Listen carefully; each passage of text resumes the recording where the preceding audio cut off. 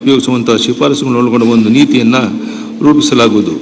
ನೀರು ಮತ್ತು ಗೊಬ್ಬರಗಳ ಬಳಕೆ ದಕ್ಷತೆಯನ್ನು ಹೆಚ್ಚಿಸಲು ಮತ್ತು ಕೃಷಿ ಉತ್ಪಾದನೆಯನ್ನು ಹೆಚ್ಚಿಸಲು ಸಾಮರ್ಥ್ಯ ಅಭಿವೃದ್ಧಿ ಮತ್ತು ಅರಿವು ಮೂಡಿಸುವ ಕಾರ್ಯಕ್ರಮವನ್ನು ಹಮ್ಮಿಕೊಳ್ಳಲಾಗುವುದು.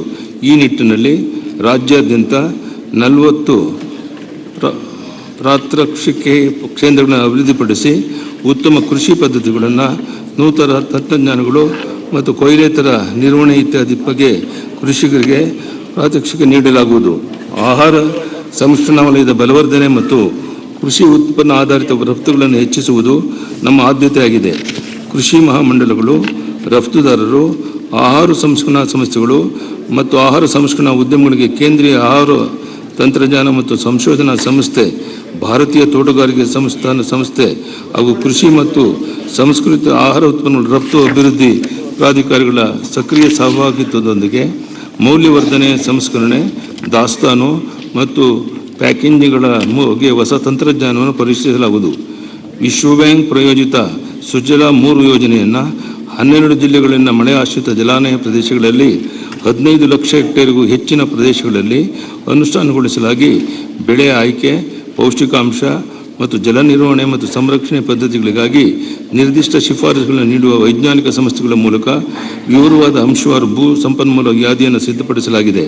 ಈ ಶಿಫಾರಸುಗಳ ಪ್ರಸಾರಕ್ಕಾಗಿ 10 ಕೋಟಿ ರುಗಳ ವೆಚ್ಚದಲ್ಲಿ 2500 ಗ್ರಾಮಗಳ 1 ಲಕ್ಷಕ್ಕಿಂತ ಹೆಚ್ಚಿನ ಮಳೆ ಆಶ್ರಿತ ಕೃಷಿಕರಿಗೆ ಭೂ ಸಂಪನ್ಮೂಲ ಯಾದಿಯ ತರಬೇತಿ ನೀಡಿ ಕಾರ್ಡುಗಳನ್ನು ವಿತರಿಸಲು ಕ್ರಮ ಕೈಗೊಳ್ಳಲಾಗುವುದು. ಸುಜಲಾ 3 ಯೋಜನೆಯ ಮಾದರಿಯಲ್ಲಿ ವಿಶ್ವ ಬ್ಯಾಂಕಿನಿಂದ ಅನುದಾನ ಪಡೆದಿರುವ ಹೊಸ ಬಹುರಾಜ್ಯ ಜಲಾನಯನ ಅಭಿವೃದ್ಧಿ ಯೋಜನೆಯಲ್ಲಿ ರಾಜ್ಯ ಸಹ ಮುಂದಿನ 6 ವರ್ಷ ಭಾಗವಹಿಸಲಿದೆ.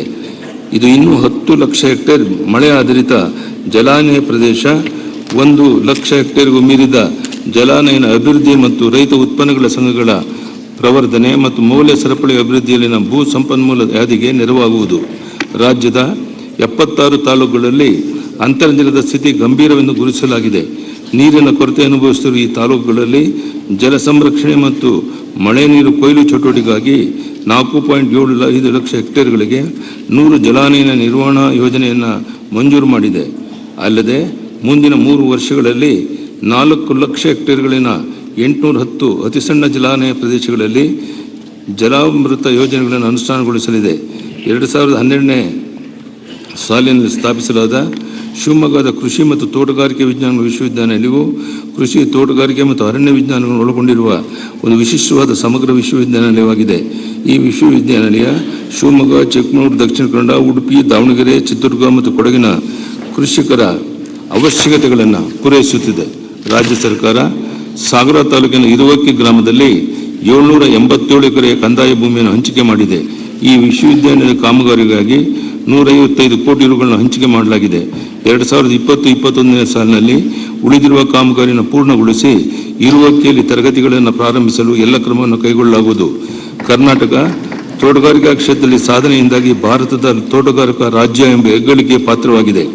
ತೋಟಗಾರಿಕಾ ವಿಸ್ತರಣೆ ಕಾರ್ಯಕ್ರಮದ ಅಡಿಯಲ್ಲಿ ತೋಟಗಾರಿಕಾ ಕ್ಷೇತ್ರವನ್ನು 32,000 ಹೆಕ್ಟೇರ್ ವಿಸ್ತರಿಸಲಾಗಿದೆ. 2019-20ನೇ ಸಾಲಿನಲ್ಲಿ ರಾಜ್ಯದ 20 ಲಕ್ಷ ಹೆಕ್ಟೇರ್ಗಳಲ್ಲಿ 185 ಲಕ್ಷ ಟನ್ಗಳನ್ನು ತೋಟಗಾರಿಕೆ ಬೆಳೆಯನ್ನು ಬೆಳೆಯಲಾಗಿದೆ. ತೋಟಗಾರಿಕೆ ಬೆಳೆಗಳ ಅಸಮರ್ಪಕ ಕೊಯ್ಲೋತ್ತರ ನಿರ್ವಹಣೆ ಹಾಗೂ ಶೀತಲ ಗ್ರಹಗಳ ಕೊರತೆಯಿಂದ ಆಗುತ್ತಿರುವ ನಷ್ಟದ ಪ್ರಮಾಣವನ್ನು ಕಡಿಮೆಗೊಳಿಸಲು ಬೇಡಿಕೆ ಇರುವ ಜಿಲ್ಲೆಗಳ ಕೃಷಿ ಉತ್ಪನ್ನ ಮಾರುಕಟ್ಟೆಯಲ್ಲಿ 5,000 ಮೆಟ್ರಿಕ್ ಟನ್ ಸಾಮರ್ಥ್ಯದ 10 ಶೀತಲ ಗ್ರಹಗಳನ್ನು 75 ಕೋಟಿ ರುಗಳ ವೆಚ್ಚದಲ್ಲಿ ಸಾರ್ವಜನಿಕ ಖಾಸಗಿ ಸಹಭಾಗಿತ್ವದಲ್ಲಿ ನಿರ್ಮಾಣ ಮಾಡಲಾಗುವುದು. ಕರ್ನಾಟಕದಲ್ಲಿ 75% ಸಣ್ಣ ಹಾಗೂ ಅತಿ ಸಣ್ಣ ರೈತರಿದ್ದಾರೆ. ರಾಜ್ಯದ ಕೃಷಿ ಪದ್ಧತಿ ಬಹುತೇಕ ಮಳೆಯಾಧಾರಿತ ಆಗಿರುವುದರಿಂದ ತೋಟಗಾರಿಕೆ ಬೆಳೆಗಳ ಪ್ರದೇಶವನ್ನು ವಿಸ್ತರಿಸುವ ಸಾಧ್ಯತೆಗಳು ಹೆಚ್ಚಿರುತ್ತದೆ. ತೋಟಗಾರಿಕೆಯ ಕೃಷಿ ಪದ್ಧತಿಗೆ ವರ್ಗಾವಣೆಗೊಳ್ಳಲು ಸಣ್ಣ ಮತ್ತು ಅತಿ ಸಣ್ಣ ರೈತರು ಇಚ್ಛಿಸಿದಲ್ಲಿ ಅವರಿಗೆ ಬೀಜ, ರಸಗೊಬ್ಬರ ಖರೀದಿ, ಕೃಷಿ ಕಾರ್ಮಿಕರ ವೆಚ್ಚ ಭರಿಸಲು ಅನುಕೂಲವಾಗುವಂತೆ ಒಂದು ಸಮಗ್ರ ಯೋಜನೆಯನ್ನು ರೂಪಿಸಲಾಗುವುದು.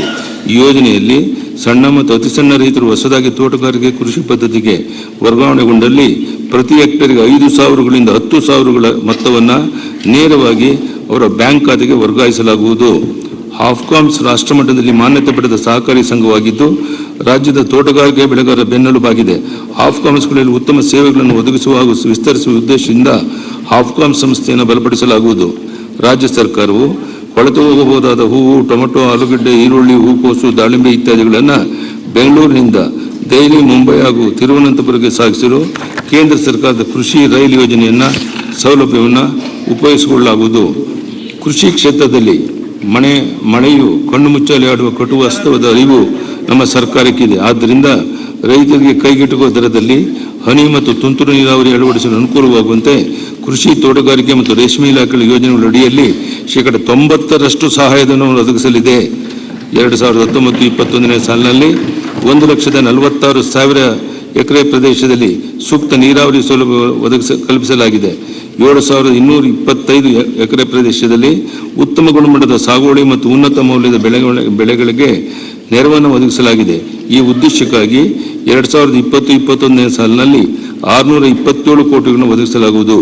ನೀರಿನ ಆಯವ್ಯಯ, ನೀರಿನ ಆಡಿಟ್ ಮತ್ತು ನೀರಿನ ಕೊರತೆ ನೀಗಿಸುವ ಕಾರ್ಯತಂತ್ರದ ಅಡಿಯಲ್ಲಿ ರಾಜ್ಯದ ಪ್ರತಿ ಗ್ರಾಮಗಳಿಗೆ ಜಲಗ್ರಾಮ ಕ್ಯಾಲೆಂಡರ್ ಸಿದ್ಧಪಡಿಸಲಾಗುವುದು. ಕರಾವಳಿ ಪ್ರದೇಶದಲ್ಲಿ ಪಶ್ಚಿಮ ಘಟ್ಟದ ನದಿಗಳಿಗೆ ಅಡ್ಡಲಾಗಿ ಕಿಂಡಿ ಅಣೆಕಟ್ಟು ಯೋಜನೆಗಳನ್ನು ವ್ಯಾಪಕವಾಗಿ ಅನುಷ್ಠಾನಗೊಳಿಸಲು ಕುರಿತು ಮಾಸ್ಟರ್ ಪ್ಲಾನ್ ಸಿದ್ಧಪಡಿಸಲಾಗುವುದು.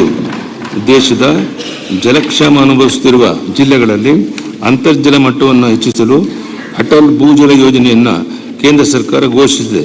ಈ ಯೋಜನೆಯಡಿಯಲ್ಲಿ ಕೇಂದ್ರ ಸರ್ಕಾರದಿಂದ ನಿರೀಕ್ಷಿಸಲಾಗಿರುವ 1,202 ಕೋಟಿ ರೂಗಳನ್ನು ಉಪಯೋಗಿಸಿಕೊಂಡು ರಾಜ್ಯದ ಆಯ್ದ ಜಿಲ್ಲೆಗಳಲ್ಲಿ ಅಂತರ್ಜಲ ಮಟ್ಟವನ್ನು ಹೆಚ್ಚಿಸಲು ಅವಶ್ಯಕ ಕಾರ್ಯಕ್ರಮಗಳನ್ನು ಮುಂದಿನ 5 ವರ್ಷದಲ್ಲಿ ಕೈಗೆತ್ತಿಕೊಳ್ಳಲಾಗುವುದು. ನೀರು ಸಂರಕ್ಷಣೆ ಹಿತದೃಷ್ಟಿಯಿಂದ ರಾಜ್ಯದ ಬೃಹತ್ ನೀರಾವರಿ ಯೋಜನೆಗಳನ್ನು ಅಚ್ಚುಕಟ್ಟು ಪ್ರದೇಶಗಳಲ್ಲಿ ಫ್ಲಡ್ ಇರಿಗೇಷನ್ ಪದ್ಧತಿಯನ್ನು ಇಸ್ರೇಲ್ ಮಾದರಿಯಲ್ಲಿ ಸೂಕ್ತ ನೀರಾವರಿಗೆ ಪರಿವರ್ತಿಸಲು ಕಾರ್ಯಸಾಧ್ಯತಾ ವರದಿಯನ್ನು ಸಿದ್ಧಪಡಿಸಲಾಗುವುದು. ಇದೇ ವೇಳೆ 2020-21ನೇ ಸಾಲಿನಲ್ಲಿ 1 ಲಕ್ಷ ಎಕರೆ ಜಮೀನಿಗೆ ನೀರಾವರಿ ಸೌಲಭ್ಯವನ್ನು ಜಲಸಂಪನ್ಮೂಲ ಇಲಾಖೆ ಮೂಲಕ ಕಲ್ಪಿಸಲಾಗುವುದು. ಉತ್ತರ ಕರ್ನಾಟಕ ಭಾಗದ ಜನರಿಗೆ ಹಾಗೂ ರೈತರಿಗೆ ಅತ್ಯಂತ ಸಹಾಯವಾಗುವ ಬಹುನಿರೀಕ್ಷೆಯ ಮಹದಾಯಿ ಯೋಜನೆಯನ್ನು ತ್ವರಿತವಾಗಿ ಮುಂದುವರಿಸಲು ನಮ್ಮ ಸರ್ಕಾರ ಬದ್ಧವಾಗಿದೆ. ಮಾನ್ಯ ಸರ್ವೋಚ್ಚ ನ್ಯಾಯಾಲಯವು ನೀಡಿರುವ ನಿರ್ದೇಶನದಂತೆ ಕೇಂದ್ರ ಸರ್ಕಾರ ಅಧಿಸೂಚನೆಯನ್ನು ಹೊರಡಿಸಿದೆ. ಅದಕ್ಕೆ ನಾವು ಕೇಂದ್ರ ಸರ್ಕಾರಕ್ಕೆ ಅಭಿನಂದನೆಯನ್ನು ಸಲ್ಲಿಸುತ್ತೇವೆ. ಈ ಅಧಿಸೂಚನೆಯ ಅನ್ವಯ ನಮ್ಮ ಸರ್ಕಾರ ಮಹದಾಯಿ ಯೋಜನೆಯನ್ನು ಕಳಸಾ ಮತ್ತು ಬಂಡೂರಿನ ಕಾಮಗಾರಿಯನ್ನು ಕೈಗೆತ್ತಿಕೊಳ್ಳಕ್ಕೆ 2020-21ನೇ ಸಾಲಿನಲ್ಲಿ 500 ಕೋಟಿಗಳನ್ನು ಒದಗಿಸಲಾಗಿದೆ. ಕುಡಿಯುವ ನೀರಿನ ತೀವ್ರ ಅಭಾವ ಎದುರಿಸುತ್ತಿರುವ ರಾಜ್ಯದ ಹಾಸನ, ಚಿಕ್ಕಮಗಳೂರು, ತುಮಕೂರು, ಬೆಂಗಳೂರು ಗ್ರಾಮಾಂತರ, ರಾಮನಗರ, ಚಿಕ್ಕಬಳ್ಳಾಪುರ ಹಾಗೂ ಕೋಲಾರ ಜಿಲ್ಲೆಗಳಿಗೆ ಶೀಘ್ರವಾಗಿ ಸುರಕ್ಷಿತ ಕುಡಿಯುವ ನೀರು ಒದಗಿಸುವ ಎತ್ತಿನಹೊಳೆ ಯೋಜನೆಗೆ ನಮ್ಮ ಸರ್ಕಾರ ಆದ್ಯತೆ ನೀಡುತ್ತದೆ. ಸದರಿ ಯೋಜನೆ ಮೊದಲನೇ ಹಂತದ ಲಿಫ್ಟ್ ಕಾಂಪೊನೆಂಟ್ ಕಾಮಗಾರಿಗಳನ್ನು ಪೂರ್ಣಗೊಳಿಸಿ ಮುಂದಿನ ಮುಂಗಾರು ಹಂಗಾಮಿನಲ್ಲಿ